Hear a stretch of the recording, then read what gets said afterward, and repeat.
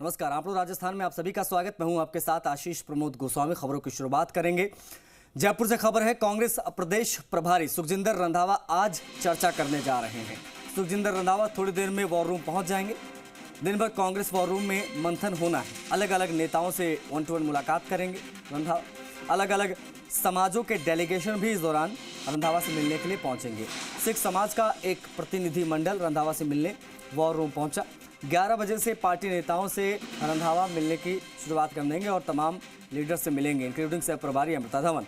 आपको बता दें कि धवन भी रंधावा से मुलाकात करेंगे। जयपुर के कुछ नेताओं से दोनों नेता जो है वो साथ में बैठकर मंथन करेंगे, बातचीत करेंगे। इसके अलावा कुछ मंत्रियों और वरिष्ठ नेताओं के साथ चर्चा होनी है। पिछले दिनों कुछ नेताओं ने रंधावा से समय मांगा था। समय मांगने वाले नेताओं को भी वॉर रूम बुलाया गया है। तो ये बड़ी खबर आपको बता दें। प्रदेश प्रभारी कांग्रेस पार्टी के सुखजिंदर रंधावा इस वक्त मौजूद है राजस्थान में, जयपुर में, और आज चर्चा मंथन बैठक होनी है। कांग्रेस प्रदेश प्रभारी रंधावा का ये दौरा, उससे जुड़ी एक अपडेट।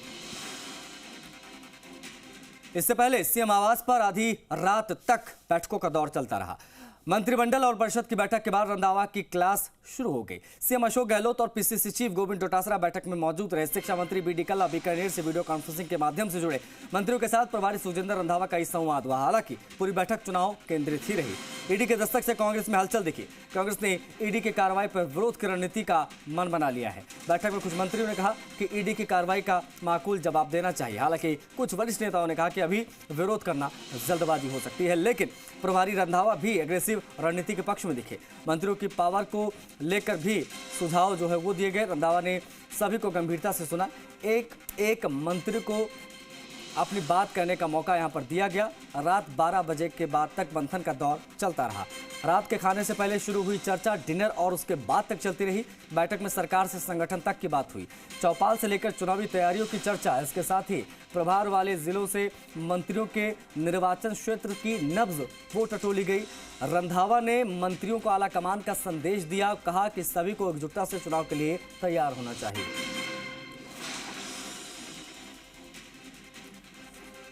वही सचिन पायलट के नई पार्टी बनाने के अटकलों पर प्रदेश प्रभारी सुखजिंदर रंधावा ने कहा कि मुझे तो ऐसी कोई जानकारी नहीं है। मीडिया के लोगों से ही मैं ऐसी बातें सुन रहा हूं। फॉर्मूला पहले ही तय हो गया था, ये दोनों नेताओं को पता है। तभी तो दोनों नेता वेणुगोपाल के साथ मीडिया के सामने आए थे। भविष्य में नेताओं को कद के हिसाब से जिम्मेदारी दी जाएगी।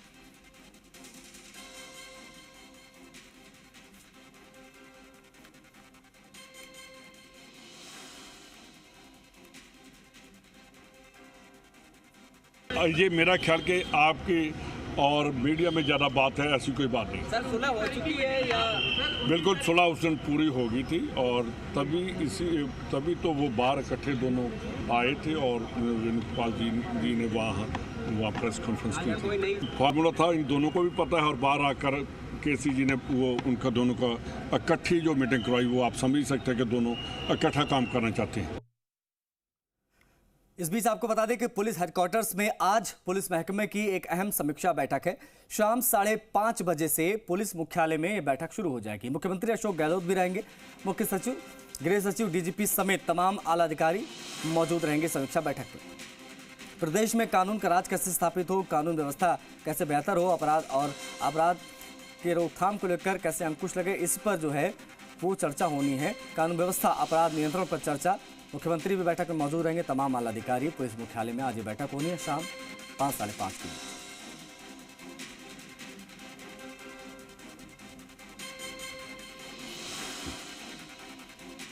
जयपुर से अगली खबर, धौलपुर की काली तीर जल परियोजना का शिलान्यास आज मुख्यमंत्री अशोक गहलोत करेंगे। योजना का शिलान्यास वीडियो कॉन्फ्रेंसिंग के माध्यम से संबोधित भी करेंगे सीएम। दोपहर के बाद यानी 12:30 बजे सीएम आवास पर यह पूरा कार्यक्रम यहां पर होना है। यह भी एक जानकारी आपको दे दें।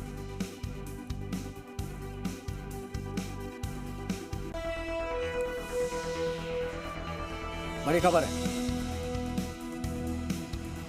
गहलोत कैबिनेट ने बैठक में कई अहम फैसलों पर मुहर लगा दी है। कर्मचारियों के लिए पदोन्नति, पेंशन, स्पेशल पे, पदनाम के संबंध में अहम फैसले कल की बैठक में लिए गए। कैबिनेट के फैसले से कर्मचारियों की बल्ले बल्ले है। राजस्थान सिविल सेवा पेंशन नियम 1996 में संशोधन कर बड़ा तोहफा दिया गया है। इसके तहत अब 28 साल की जगह पर 25 साल की सेवा पर ही पूरी पेंशन मिलने लगेगी। साथ ही 75 साल के पेंशनर्स को 10% अतिरिक्त पेंशन भत्ता मिलेगा। ये भी एक अहम जानकारी आपको दे दें। विवाहित निःशक्त बेटे बेटी और 12,500 रुपए प्रतिमाह तक की आय वाले पात्र सदस्यों को भी पारिवारिक पेंशन का फायदा मिलेगा। यह संशोधन 1 अप्रैल 2023 से लागू हो जाएगा। कैबिनेट बैठक में कर्मचारियों के स्पेशल पे में बढ़ोतरी का फैसला लिया गया। अब किसी भर्ती वर्ष में पिछला वर्ग और अति पिछला वर्ग के पात्र अभ्यर्थी उपलब्ध नहीं होने की स्थिति में इनकी रिक्तियां आगामी 3 साल तक पोस्टपोन करने का निर्णय लिया गया है। इसके अलावा वरिष्ठ चिकित्सा अधिकारियों को पीजी डिग्री या समकक्ष डिप्लोमा होने पर अग्रिम वेतन वृद्धियों का पूरा लाभ देने का फैसला लिया गया। इसके अलावा आयुर्विज्ञान महाविद्यालय दौसा का नामकरण पंडित नवल किशोर शर्मा के नाम पर किया गया है। वहीं वीर गुर्जर विकास एवं धर्मार्थ ट्रस्ट भीलवाड़ा और रायगढ़ समाज बीकानेर को भूमि आवंटित करने के प्रस्ताव का अनुमोदन किया गया है। दिल्ली से खबर, बीजेपी के केंद्रीय संगठन के साथ कई राज्यों के संगठन में बड़ा बदलाव होगा। बड़ी खबर है, चुनावी राज्यों और आने वाले लोकसभा चुनाव के चलते ये बदलाव यहां पर किए जाएंगे। बीजेपी की 2 दिन तक चली अहम बैठक के बाद ये चर्चा है। गृह मंत्री अमित शाह और पार्टी अध्यक्ष जेपी नड्डा की बैठक के बाद ये चर्चा शुरू हुई है। बीजेपी संगठन में बड़े बदलाव को लेकर संभावनाएं जताई जा रही हैं। कई राज्यों के प्रभारी बदले जा सकते हैं, संगठन महामंत्री बदले जा सकते हैं। साल के अंत में राजस्थान, छत्तीसगढ़, मध्य प्रदेश समेत 5 राज्यों में विधानसभा चुनाव है, जो बीजेपी के लिहाज से बेहद अहम। चुनाव से पूर्व यानी चुनाव से पहले भरे जाएंगे संगठन के खाली पद। कुछ महत्वपूर्ण राज्यों के प्रदेश प्रभारी भी बदले जाएंगे, ऐसी भी संभावनाएं हैं। निजाम कंटालिया हमारे सहयोगी इस पर ज्यादा जानकारी के साथ कनेक्ट हो गए। निजाम, संगठन में बड़े बदलाव के संकेत कहां से मिल रहे हैं और क्यों, बताएं। बिल्कुल, देखिए आशीष, जिस तरह से कर्नाटक विधानसभा चुनाव हुए उसके बाद से ही अपेक्षित माना जा रहा था कि संगठन को लेकर बैठक होगी और ये सोमवार की देर रात जो करीब 4 घंटे तक ये बैठक चली और इसके बाद मंगलवार सुबह से ही करीब 6 घंटे तक, ये कह सकते हैं कि पिछले 2 दिन में जो है ये 10 घंटे से भी अधिक समय तक ये बैठक जो है जो केंद्रीय गृह मंत्री अमित शाह और इसके साथ ही नड्डा जो है प्रदेश राष्ट्रीय अध्यक्ष नड्डा के नेतृत्व में ये संगठन की बैठक है और उसके बाद से ही ये बातें निकल कर आ रही हैं कि पूरे देश भर में चूंकि आने वाले अंतिम इस साल के अंत में ही कहीं विधानसभा चुनाव है, खासतौर से अगर बात करें सबकी नजर जो है राजस्थान विधानसभा चुनाव पर भी है, तो ऐसे में संगठन के जो ज्यादातर पद अभी रिक्त हैं और उन पदों को भरा जाना चाहिए, इस मुद्दे को लेकर लगातार मंत्रणा हुई है। इसके साथ ही कई राज्यों में जो है प्रभारी बदलने के साथ ही जो महासचिव हैं संगठन के उनको बदलने के लेकर चर्चा हुई और जिसके बाद ये माना जा रहा है कि बहुत जल्दी ही बदलाव होंगे, क्योंकि दिसंबर में भी जैसे देखिए कि दिसंबर से लेकर जनवरी तक चुनाव होंगे और ऐसी स्थिति में मुश्किल से 3 से 4 महीने का वक्त जो है पर संगठन के पास बचा है, जिसके चलते अब संगठन में बड़े बदलाव किए जाएंगे। और ये अच्छा निजाम, इस बात की चर्चा गाहे बगाहे बड़ी चल रही है कि चूंकि अब राजस्थान में विधानसभा का चुनाव है, छत्तीसगढ़ में, एमपी में, लेकिन राजस्थान के परिप्रेक्ष्य में हम बात करें तो इसकी बड़ी चर्चा है कि देवेंद्र फडणवीस को जो है यहाँ पर प्रभारी बनाकर भेजा जा सकता है। क्या इसकी भी कहीं कुछ चर्चा है? बेशक, देखिए अभी भी बड़े बदलाव क्योंकि निश्चित माने जा रहे हैं और अभी महाराष्ट्र में चूंकि चुनाव नहीं है तो महाराष्ट्र के नेताओं के साथ जिन राज्यों में अभी चुनाव नहीं है उन राज्यों के जो बड़े नेता हैं उनको यहाँ जिम्मेदारी मिल सकती है। और बेशक ये लगातार पिछले कुछ दिनों से ये चर्चा चल रही है कि देवेंद्र फडणवीस को जो है राजस्थान में जिम्मेदारी दी जा सकती है और इसकी चर्चाएं अभी चल रही है। लेकिन ये कहना मुश्किल नहीं है कि जो जिन राज्यों में चुनाव नहीं है उनके जो बड़े नेता हैं उनको राजस्थान और उसके साथ ही जो जिन जिन राज्यों में चुनाव होने आने वाले 5-6 महीनों में उन राज्यों में बड़ी जिम्मेदारी दी जा सकती है। और साथ ही जो लंबे समय से जो एक ही जगह पर रुके हुए जो संगठन के पदाधिकारी हैं, जो महासचिव हैं, उनको भी बदले जाने को लेकर चर्चाएं चल रही है। तो बहुत आने वाले कुछ दिनों में जो संगठन बीजेपी के जो बड़े संगठन के साथ बड़े बदलाव जो है वो सामने आ सकते हैं। जी हाँ, जिन राज्यों में 2018 में हारे थे, जाहिर तौर पर वहां पर जीतने की बहुत बड़ी कोशिश होगी भारतीय जनता पार्टी, क्योंकि हाल फिलहाल के रिजल्ट इनके फेवर में गए नहीं है, चाहे वो हिमाचल हो फिर चाहे वो कर्नाटका हो। 2 राज्य कुछ महीनों के अंदर गंवाए बीजेपी ने। जाहिर तौर पर इसको लेकर कहीं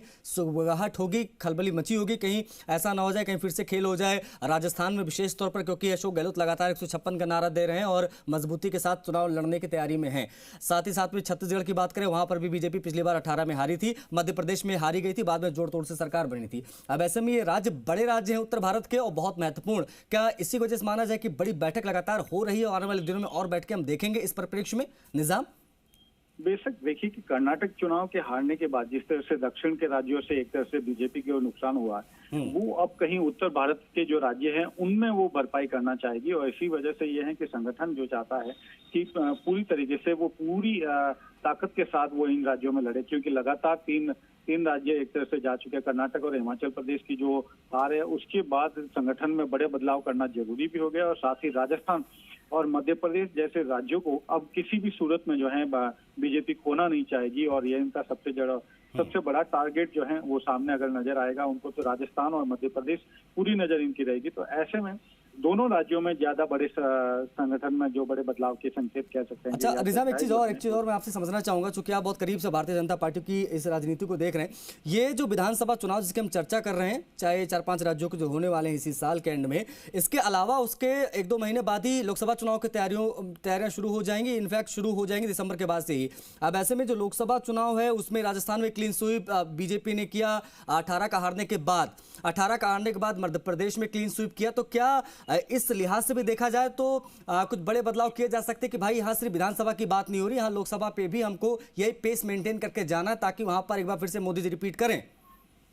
बिल्कुल, देखिए कि जिस तरीके से आप कह सकते हैं कि दिसंबर में चुनाव, अगर विधानसभा चुनाव के जो सभी चुनाव विधानसभा के चुनाव दिसंबर में हो सकते हैं, उसके बाद 4 महीने का वक्त रहेगा, मतलब जनवरी, फरवरी, मार्च और मई के बाद, अप्रैल के बाद मई में ये चुनाव हो सकते हैं। तो ऐसी स्थिति में लगातार कहेंगे संगठन में बाद में और ज्यादा बदलाव करने की जगह पार्टी जो है अभी एक साथ बदलाव करने के मूड में है। और ये इसलिए भी ज्यादा जरूरी हो जाता है कि जिन राज्यों में फिलहाल अभी जो बीजेपी हारी है उन राज्यों को भी एक साथ ही बदलाव किया जाए, तो बहुत बड़े स्तर पर कह सकते हैं बीजेपी में बड़े स्तर पर जो संगठन के बदलाव हैं वो हम कुछ दिनों में, आगामी कुछ दिनों में कह सकते हैं कि देखने को मिल सकता है। ठीक है, बहुत शुक्रिया निजाम इन तमाम जानकारियों को साझा करने के लिए। तो बीजेपी में लगातार बैठकों का दौर चल रहा है और जो बैठकें हुई हैं जेपी नड्डा और होम मिनिस्टर के बीच में, बताया जा रहा है कि इस बैठक के बाद में बहुत बड़े स्तर पर बदलाव आपको देखने को मिलेंगे संगठन स्तर पर, चाहे प्रभारी बदले जाए या फिर संगठन में महामंत्री से लेकर जो तमाम पद होते हैं इसमें भी आपको बदलाव देखने को मिल सकते हैं पूरे देश के।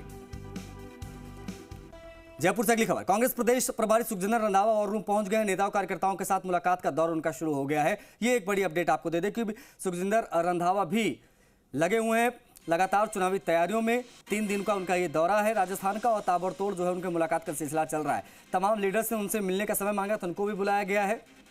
सह प्रभारी के साथ भी बैठकों का दौर लगातार उनका जारी है। अब ऐसे में क्योंकि सह प्रभारी लगातार पूरे प्रदेश के भ्रमण पर रही है, अमृता धवन की बात करें, फिर चाहे काजी निजामुद्दीन की बात करें, जितने भी लोग हैं सह प्रभारी, वीरेंद्र राठौड़, ये सभी लोगों ने लगातार पूरे प्रदेश के दौरे किए हैं और दौरे करने के बाद में क्या फीडबैक इनको मिला है, इस फीडबैक को जरूर रंधावा से यहाँ पर साझा करेंगे क्योंकि तमाम नेताओं से मुलाकात का सिलसिला भी चल रहा है। वॉर रूम में आपको बता दें कई सारे डेलीगेशन जो है वो भी मिलेंगे, प्रतिनिधिमंडल कई समाज के आज मुलाकात करेंगे रंधावा से। कोटा से अगली खबर, कोचिंग छात्र की संदिग्ध मौत हो गई है। अपने कमरे के बाहर अचेत अवस्था में, मतलब बेहोशी की हालत में छात्र मिला था। अस्पताल ले जाते समय ड्यूटी जो डॉक्टर थे उन्होंने उसको डेड डिक्लेयर किया, मृत घोषित किया। कुरोलिया पश्चिम बंगाल का ये छात्र रहने वाला था। परितोष कोहिरी इसका नाम। महावीर नगर थाना पुलिस मौत के कारणों की जांच कर रही है क्योंकि उन्हीं के थाना क्षेत्र का ये पूरा मामला है। के शर्मा हमारे सहयोगी कनेक्ट हो गए ज्यादा जानकारी के साथ। के कोचिंग छात्र की एक बार फिर से संदिग्ध मौत हुई है, क्या जानकारियां मिली हैं इससे संबंधित? देखिए महावीर नगर इलाके का ये छात्र रहने वाला था और इसकी जो बॉडी है, जो शव है, वो कमरे के बाहर मिला है और अब फिलहाल पुलिस ने मतलब जो है इसका पोस्टमार्टम के लिए अस्पताल की मोर्च में रखवा गया है और अब फिलहाल पुलिस इस पूरी घटनाक्रम की जांच में जुटी है कि आखिर इस छात्र के इस तरीके की जो शव मिला है उसका कारण क्या रहा, या किसी हादसे का शिकार हुआ या किसी सुसाइड है। इन तमाम पहलू पर फिलहाल पुलिस की जो टीम है वो जांच में जुटी है। वही महावीर नगर इलाके की ये पूरी कहानी है, पूरी घटना है। यहाँ पर कोचिंग में एक छात्र अपने कमरे के अंदर रहा करता था। कुरोलिया पश्चिम बंगाल का छात्र रहने वाला था जो महावीर नगर इलाके में रहा करता था। फिलहाल महावीर नगर थाना पुलिस पूरे मामले की तफ्तीश में जुटी हुई है। जी ठीक है, बहुत शुक्रिया इन तमाम जानकारियों के लिए। बढ़ेंगे आगे, अगली खबर सीकर से लेंगे। सीकर के फतेहपुर सदर थाना क्षेत्र में एक भीषण सड़क हादसे में 4 लोगों की दर्दनाक मौत हो गई। देखिए सालासर फतेहपुर मार्ग का ये पूरा मामला है जहां पर कार और ट्रक की भीषण टक्कर हो गई। उसके बाद में कार का क्या हाल रहा आप तस्वीरों में देख सकते हैं। 4 की मौत हुई है। कार पूरी तरीके से क्षतिग्रस्त हो चुकी है, पूरी तरीके से कार कबाड़ में तब्दील हो गई। क्रेन के माध्यम से कार और ट्रक को अलग अलग करवाया गया रास्ते से। उसके बाद में जाम हटा।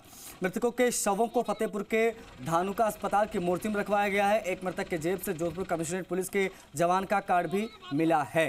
तो ये एक बड़ी खबर आपको बता दें, भीषण सड़क हादसा हुआ है। 4 लोगों की दर्दनाक मौत हुई है। कार और ट्रक आपस में टकरा गए। 7 किलोमीटर आगे नेशनल हाईवे पर ये एक्सीडेंट हुआ। बड़ा खतरनाक एक्सीडेंट था। जवान लड़के हैं, 4 25 और 30 के बीच उम्र है। वो चारों एट द स्पॉट ख़त्म हो गए और उनको लाकर के मोर्चरी में रखवा दिया गया है। 2 की पहचान हो गई। एक का नाम सुनील है, एक का नाम शाहरुख है। जोधपुर पुलिस को हमारी पुलिस ने सूचना कर दी है। परिजन आने पर पोस्टमार्टम किया जाएगा। किया की गाड़ी का एक्सीडेंट हुआ था। मौके पर उनको बॉडी निकाल कर मोर्चरी में रखवाई गई। परिजनों के आने पर आइडेंटिफाइड हो गए। परिजनों के आने पर पोस्टमार्टम करवा कर अग्रिम कार्रवाई की जाएगी। खबर अजमेर से। यहाँ सावर से खबर है, जमीनी विवाद हुई। बोलेरो कार से टक्कर मारकर एक शख्स को घायल कर दिया गया। टक्कर में धनराज मीणा नाम का एक शख्स जो है वो गंभीर रूप से घायल हुआ है। घायल को सावर के अस्पताल में फर्स्ट एड देने के बाद में अजमेर रेफर किया गया। मामला सावर थाना क्षेत्र के मोड़ी गांव का है, जहां 2 पक्षों में जमीनी विवाद चल रहा था। सूचना पर पुलिस मौके पर पहुंची, जांच जारी।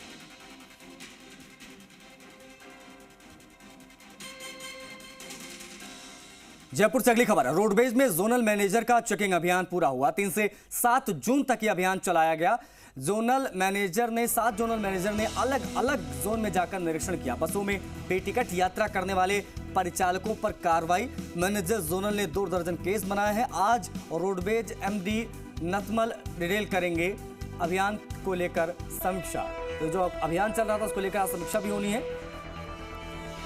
रोडवेज एमडी नतमल डिटेल जो है वो इसकी समीक्षा करेंगे आज।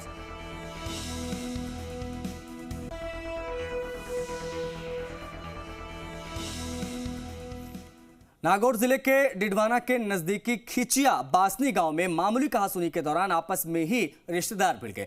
अब झगड़े के कारण कई लोग घायल हो गए। जानकारी के मुताबिक पैसों के लेन देन का पूरा मामला बताया जा रहा है। घायलों को प्राथमिक उपचार के लिए बागर जिला चिकित्सालय लाया गया। सूचना पर पुलिस पहुंची, जानकारियां जुटाई गई।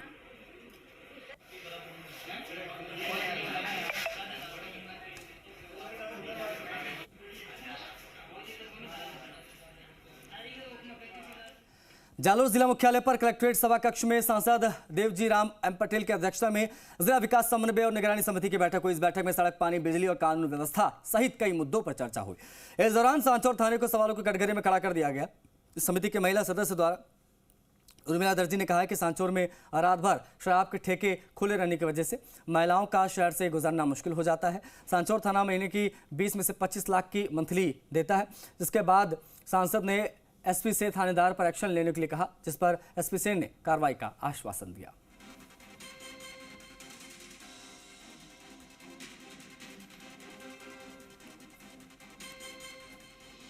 जयपुर में जेडीए के प्रवर्तन दस्ते ने बड़ी कार्रवाई की है। प्रवर्तन दस्ते ने अवैध व्यावसायिक निर्माण, बेसमेंट और 6 दुकानें ध्वस्त की। जोन 13 में जयपुर दिल्ली एक्सप्रेस हाईवे पर कार्रवाई की गई। आमेर तहसील के दौलतपुरा गांव में टोल नाके के पास कार्रवाई की गई। कृषि भूमि यानी कृषि जमीन का बिना भू रूपांतरण निर्माण यहां पर करवाया जा रहा था, जिसे बुलडोजर से ध्वस्त करवा दिया गया।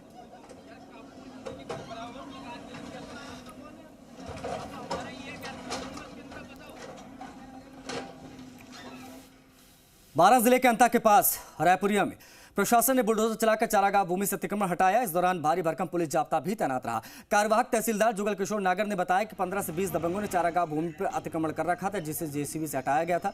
प्रशासन ने 250 बीघा चारागाह भूमि से अतिक्रमण हटाया था, लेकिन बाद में 15 से 20 लोगों ने एक बार फिर से अतिक्रमण कर लिया। एक बार फिर से कार्रवाई इसीलिए की गई।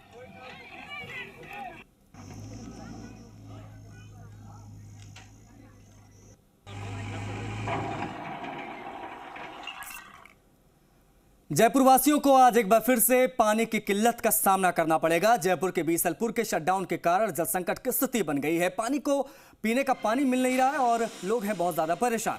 बार बार लीकेज हो रही है। बीसलपुर प्रोजेक्ट के शटडाउन इसीलिए करने पड़ते हैं। अब की बार टोडा राय सिंह के पास लाइन में लीकेज मिली है। लीकेज सुधारने के 12 घंटे के बाद जयपुर तक पीने का पानी पहुंच जाएगा। लीकेज सुधारने के दौरान पता चला है कि बीसलपुर की 2300 mm की मुख्य लाइन जो है उसमें भी लीकेज हो गया है। इसके अलावा 400 mm की लाइन अभी भी उसमें 2 लीकेज है, उसका काम अभी जारी ही है उसको दुरुस्त करने का। पानी की सप्लाई नहीं होने से अब लोगों को बहुत ज़्यादा दिक्कत हो रही। लोग प्राइवेट पानी के टैंकर्स मंगवाने को मजबूर हैं। एक तरफ भीषण गर्मी, ऊपर से पेयजल की संकट, हाहाकार की स्थिति।